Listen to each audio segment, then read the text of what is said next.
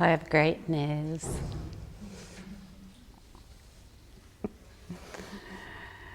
Every moment I have great news. And the great news is that if you're seeking enlightenment or awakening, you're already enlightened, so that's the great news.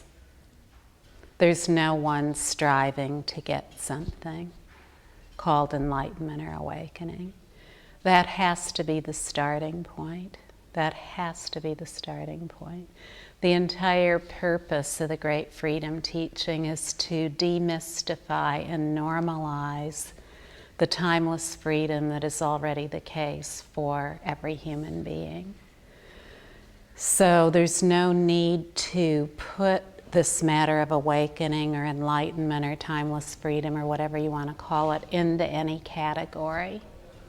The moment we put it into a category, for example, saying it's a religious matter, a spiritual matter, a philosophical matter, a psychological matter, a political matter, the moment we put it into any category, we take up a frame of reference for what it is. And then we have all these markers of description within that category that limit timeless freedom. So, if we wanted to come up with a category for timeless freedom, the most all-encompassing category would be being human, and knowing that this is our essence, that for every human being, no matter what we've learned about ourselves, no matter what we've taken ourselves to be, that our reality is aware basic space, and that this aware basic space is an infinite vast expanse, not confined in any way, not confined in any way by any points of view we have about being somebody, or any points of view we have about the world or anything else. So, a way to talk about that that's very simple is that we learn many things about ourselves once we are born as a human being. We learn so many things about ourselves. Most of us learn that we are somebody, that we're an individual I, that we have a personal identity, that this personal identity has all kinds of characteristics that are accumulated over a lifespan, and that accumulation of characteristics, in other words, thoughts, feelings, sensations, and actions, that those form our identity. That's who we are. What we've thought, felt, said, and done, that is our identity. And of course, that is one way of looking at it, and it is the conventional way of looking at what being human means. However, even though there may be endless conventional designations for who we are, it can never take away from the reality of what we truly are. Do you understand what I'm saying? That we already are timelessly free. We've never been affected by any of these words or labels that are included and contained within aware basic space. We've never been affected by any of those. And so as long as we take ourselves to be affected by them, we will be. It's that simple. Once we just rest naturally as the essence of awareness, more and more we familiarize ourselves with our identity as that rather than as all these labels. Because you see, we can't do anything about these labels, even if we try. We all know this already, everyone in this room. No matter what we've tried to do about our emotional states, our thoughts, our sensations, our actions, they just keep coming. They just keep coming. Even if we can muster together some kind of non-conceptual state for a little while, we can never keep it in place. We might, big non-conceptual state, an experience of something amazing, but this too is a point of view. You see, timeless freedom doesn't need to call itself anything. That's why it's called great freedom or timeless freedom. It doesn't need to call itself anything. It's not limited in any way at all. So, all these points of view are included and contained within the basic space of our awareness. And that awareness is a vast, single expanse of equalness and evenness, in which all points of view, no matter what they are equal and even. You see, everything, no matter what it is either timelessly free and equal, or it isn't. It's that simple. So when it comes to this matter of waking up, we don't have anything special to do. Once we think we have something special to do that's going to make us more likely to be awake, the less likely it is we will be awake. So if we think we have to have special thoughts or special emotional states or special actions that comprise our life, then we'll be moving further and further away from the great reality of what we are. Because what we are is already timelessly free. And it's timelessly free as every thought, word, and action. So, very often when we hear this, it turns everything we've thought to be true upside down. When we've spent a life, maybe including a life of spiritual seeking, that includes a world of opposites. In other words, some thoughts are good, some thoughts are bad, some thoughts are neutral. Some emotional states are bad, some emotional states are good, some emotional states are neutral. Some of our conduct is good, some of it's bad, and a lot of it's neutral. So the same with sensations of our body, some good, some bad, some neutral, depending on how we perceive all that. So when we hear that everything is an expanse of basic space that is entirely equal and even, sometimes that may be scary, like how could that possibly be when I've taken myself to be this conundrum of being a mixed bag of some good, some bad, and a lot neutral. So you see, we can't really figure out the reality of what we are. We can't figure it out in any way. We can't figure it out intellectually. We can't figure it out emotionally. We can't figure it out from the angle of vision or point of view of any label. We can't figure it out by anything we do. So no matter what our conduct is, it's not, if we try to shape our conduct to get awake, to get timelessly free, we're not going to be able to do it. If we're doing 3 or 4 hours of meditation a day and pujas and all of that, we're as likely to find timeless freedom there as we are making love and eating chocolate cakes. This is really true. There is nothing excluded. This is why we label it great freedom or timeless freedom. There's nothing excluded. Nothing about our ordinary human life that is excluded.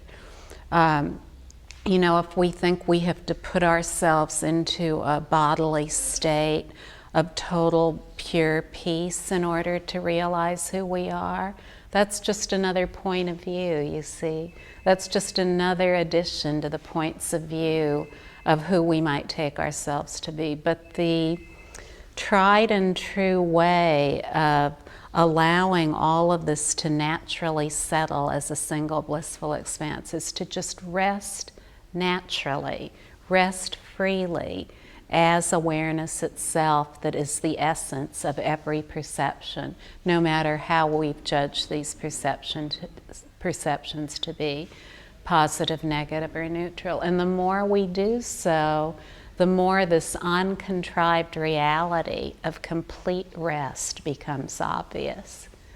So very often, we may have been doing all kinds of things that we are hoping will lead to awakening. Maybe, we've had a teachers, we've read lots of books, we've been doing special actions, meditations, pujas, rituals, yoga, going to mass, whatever it is, depending on our point of view. So when we hear this about resting naturally, it just doesn't seem like it could be the case sometimes because we've had to work so hard for everything else. We've had to work so hard to be somebody. You know, either to be a conventional somebody or to be a spiritual somebody. We've had to work so hard to do that. And when we hear that the great reality is directly accessed through resting naturally for short moments, repeated many times until it becomes permanent, it just seems like that's way too easy. Or, you know, as one man said to me after trying this for a while, resting naturally as each perception, he said, "This is so easy, it's like cheating." You know, when you hear about that which is the pinnacle of being human, the pinnacle approach to being human, and that it comes about through ease and rest, the less effort in doing, the better. Oh, you know, it just, for some people, it just doesn't seem possible. It's much easier to hang on to some kind of form. Like, oh, wow, you know, I have my 3 hours of meditation a day, and when I'm meditating, I feel incredible spaciousness. I don't want to give that up. Well, you know, you don't have to give anything up. If you're meditating 3 hours a day or even 24 hours a day, or if you are involved in endless pujas and all kinds of activity, no matter what it is, just rest naturally, rest freely, because no matter what those are, there's going to be some perception there. Perception is inseparable from awareness, just as the color blue is inseparable from the sky, just as the luster of gold is inseparable from gold, just as the brilliance of a diamond is inseparable from the diamond. So all points of view, all perceptions, all phenomenon are inseparable from awareness. And when we rest naturally as the immediacy of every one of these perceptions. And I use this preposition as in a very pointed way and with a very specific purpose. Because if we say awareness of something or awareness in something, it sounds like there's a subject and an object. But if it's awareness as the perception, there's only awareness. You see, they're inseparable. So no matter what perception we have come up, say, you know, we have bliss in our relationship with our loved one, or we have discomfort, no matter what the perception is, we have no need to either cling to that or reject it. That we rest naturally as whatever it is that's appearing. Whatever is appearing is a label only, just like any word in the dictionary. But you know, if we took the vast expanse of pure space, which is really what we are, and then we fashioned the letters of the alphabet out of pure space, and then put them together in all the words in the dictionary and all the books ever written and everything appearing on the internet and everything that ever came out of anyone's mouth, it would all still be pure space. Because if we configure something or fashion something out of pure space, it's still going to be pure space, right? So you see, all these perceptions that are included and contained within us, we don't need to do anything about them. If we try to shape them into better perceptions, all we're getting is more perceptions added to the one we're trying to fix up. Do you understand what I'm saying? All we get is more perceptions. We don't get a taste of sublime reality. All these perceptions, no matter what they are, there's nothing that can be done about them. They're free in their own place, liberated upon arising. Even if we tried to hold on to them, we couldn't do it. It's just like grabbing pure space. It's impossible to grab pure space. So why even try? We'll just spend our whole life grabbing onto perceptions, just hoping that this perception or that perception is going to do it. This perception or that perception is going to be the one that brings comfort. We've all tried this. We know how it is. So, you know, there's no human being anywhere who is excluded from the direct experience of awareness. And this is all that is necessary for the realization of timeless freedom. This isn't something split off from being human, like transcending humanness and existing as some kind of space that excludes the practicalities of human life or the problems facing the world. Timeless freedom is timelessly free as everything, including all the problems. When we live our lives grabbing onto all the perceptions, the only solutions we can see for our problems are those that are based on points of view or perception. But when we rest naturally as the essence of every perception, as timeless awareness itself, rather than feeling the constraints or limits of an individual human being who is bound by the accumulation of everything they've ever thought, felt, or done, all of a sudden, you see, when we are living from points of view, we're only tapping into those points of view. All our points of view that we've accumulated, that we've heard from others, or that somehow have appeared within us out of basic space, we're just tapping into those for all of our solutions. But when we rest naturally as timeless awareness, then we tap into this indivisible wisdom mind, this indivisible wisdom body, indivisible wisdom speech that is the great totality for everyone. But this is accessed only through timeless freedom. We can't ever think it up.